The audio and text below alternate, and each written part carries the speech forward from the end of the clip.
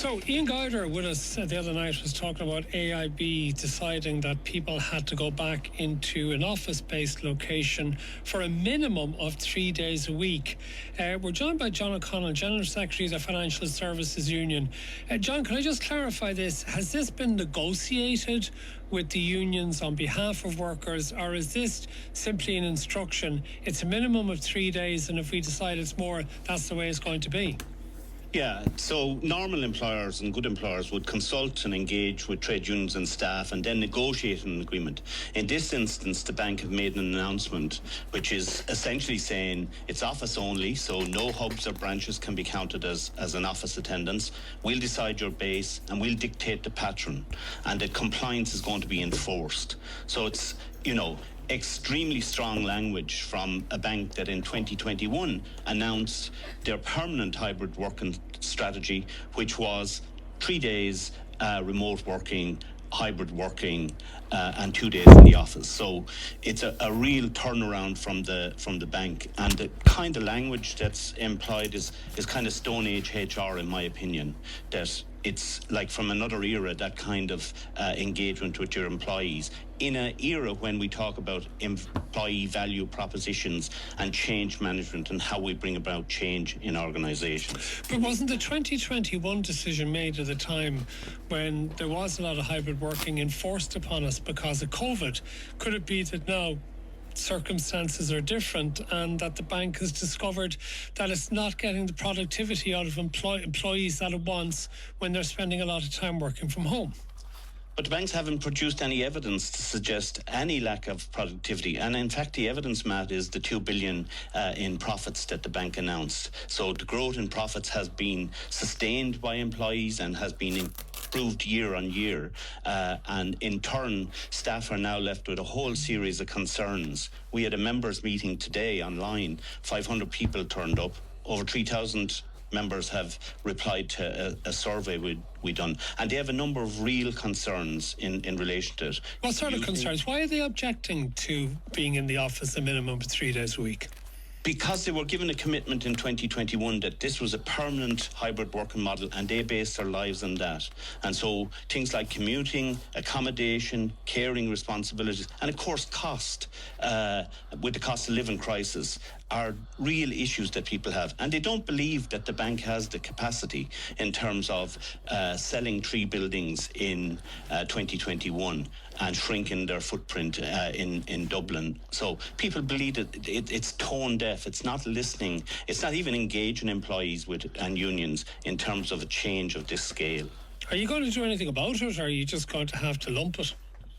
We won't lump it, no. We will engage. We're in a series of meetings, members' meetings with our colleagues, and at the end of that, we'll develop a policy in relation to it. What we really want is for the bank to just roll back and maintain the status quo and engage with us, as I said, in that consultation, engagement, negotiation model that we've always operated on. We've just seen a shift in terms of the culture of the bank into this announcing things and, as you say, putting them out there and expecting people to wear it. Well, I don't think people are going to wear this one. But is this not part of a trend, perhaps, John, from lots of employers who have decided that they want people back in the office working together on a more regular basis than they do at present? Well, again, I point to the fact that they made a permanent decision back in 2021 and identified that to people, and they made property decisions in Dublin on the back of it, and people made their own life choice decisions in terms of how they could manage in terms of that hybrid model that was introduced. To unilaterally change it, using the language that they've used, is not conducive to good employee relations. It's still a hybrid model, though, isn't it? It's just one that's probably just balanced differently to the one that had been put in. Well, it's significant change. As I said, the real concerns that people have coming out of today's meeting around commuting, around accommodation, around the cost that's going to be associated with this. The bank haven't even engaged and said, how is this going to work for you? They've just put it out there, and as I said, with the kind of language that we think is from another era. What about other banks and financial institutions? Yeah, so we engage with plenty of employers. And as I said, it is around that consultation, engagement, negotiation model. We're not saying that things can change. And our track record as a trade union would show that we're well capable of managing change when employers engage with us, respect their staff, and build a consensus on how that change comes about and how required it is. As I said, we've seen no evidence for this proposal. Okay, but others, is this not part of a trend? Just stay there, John O'Connell, because we've got Peter Cosgrove with us, the MD of FutureWise. Peter, is this maybe an Irish bank following the example of American multinationals, many of whom are very keen to get employees back into the office rather than allowing them to continue to work remotely? Yeah, hi, Matt. I mean, firstly, people need to realise hybrid and remote working is going to take about a generation for us to get right, because, you know, we've got ways of thinking about how the office should work, and we haven't gone through, I hate to say it, a first recession, and maybe where people are feeling that now. And generally, when people feel a recession, they feel they want to get people back to the office more. The thing people need to realize, though, this is a policy, and the policy affects the whole company. It's not targeting individuals. So people might feel very much targeted in this. But, you know, any policy, when you lock the stationery cupboard, it's because you think somebody might steal a stapler. It's not because you think everybody in the organization will. But you have to have policies for all, and they don't always affect everyone. I've clearly sympathy for people who've changed their life decisions around this. But companies are going to make decisions if they feel times are tighter or getting tighter. And I think the key is they can produce evidence on whether people are more productive, because productivity isn't just about tasks. You know, not everything that counts can be counted. You can't count all that experience we all got in the first 5 years by sitting beside someone and having a manager talk to us 30 or 40 times a day and watching other people work and bumping into other people and networking. So I think that's the key. And I think for many banks out there, they do realize it is easy not to work even if you're in the office, but it's incredibly easy not to work at home. So it might just be a minority. And what I say to most people out there, employees who are feeling kind of a bit targeted, is, you know, AIB is 10,000 employees. If you are a great employee in there, they will have some leeway for you. There's no question they're going to let people go. But the flip side is, if people feel totally disgusted by this, they're happy to leave. But generally, AIB is a very good employer. So I don't think many people will move because of this, because actually they realize they've so many other benefits with a big bank like this that maybe this is just a reality falling in step with many others. Okay. And is it that many companies are doing this now, particularly Irish subsidiaries of US multinationals?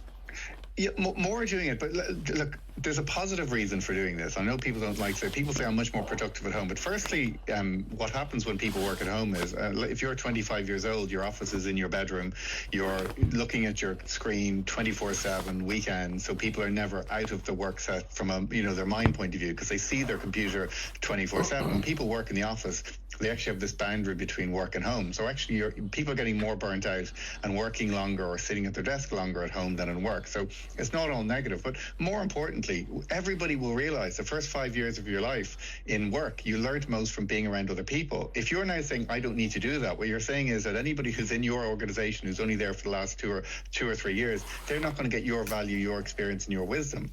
You're part of a collective. You're not working on your own. If you work as a contractor or a freelancer, you're completely it's in your gift to work wherever you want, whenever you want. But when you work for a large corporate, the reality is there are going to be certain rules that you're never all going to be completely excited by. You may not even agree with them. But clearly they've sat down as a leadership team and thought, this is the right thing for us to do right now. There's no question in my mind they just decided to do this to create ire among their employees. They've realized there's a reason they're doing this. And as I said, it's still 3-2. They're not asking people to come in 5 days a week, which, by the way, many employers and many banks in the UK are starting to look at 5 days a week. It's still 3-2, which I think is a fairly kind of measured approach. Indeed, there are, of course, many people in many jobs who have to go in 5 days a week who've never been able to avail of the opportunity to stay at home. Lots of jobs require people to be there, present in person. John O'Connell, you've been listening to what Peter Cosgrove has been saying. What do you say in response? Well, I say, first of all, in response, again, pointing out to the bank statement back in 2021, they made a contract with people and said, this is what the future of working in AIB looks like. And now they're turning that on its head. And not only that, Matt, last week, Women in Finance, which is an industry group funded by the financial institutions, published a report. And in that report, it said that remote and flexible working is important for progressing women in the financial services sector. And that's an ESRI report. So the evidence is there if we want to see it. We're not saying things can change or things never change. We've never said that as a trade union. But how change comes about is as important as the change itself. So it's about engaging properly, listening to what the concerns are, addressing the concerns. You know, the banks are making massive profits and they're turned around in one fell swoop and increased the costs for employees without so much as engaging with them once on it.